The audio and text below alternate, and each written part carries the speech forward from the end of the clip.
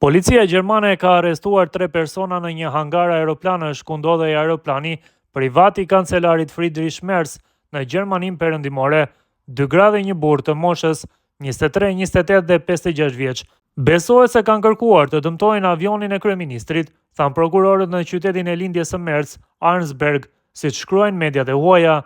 Ata u arrestuan për shkelje të pronës pasi fituan qasje të paautorizuar në aeroportin Arnsberg Menden gjatë natës. Merz, i cili mori detyrën majin e kaluar, është një pilot i apasionuar dhe jeton në Arnsberg, rreth 400 kilometra në jug-perëndim të Berlinit. Oficerët e policisë dyshuan kur një shofer kërkoi udhëzime për një aeroport në zonë. Ai u identifikua më vonë si një aktivist i njohur i krahut të majt dhe policia e ktheu vëmendjen e saj në aeroportin ku ndodhej avioni i Merz, duke çuar në arrestimin e 3 shtetasve gjerman. Një grup i quajtur Resistance Collective ka marrë përgjegjësinë për komplotin e tentuar, duke thënë se kishte tentuar të ulte në tokë aeroplanin privat të Friedrich Merz si pjesë e një proteste.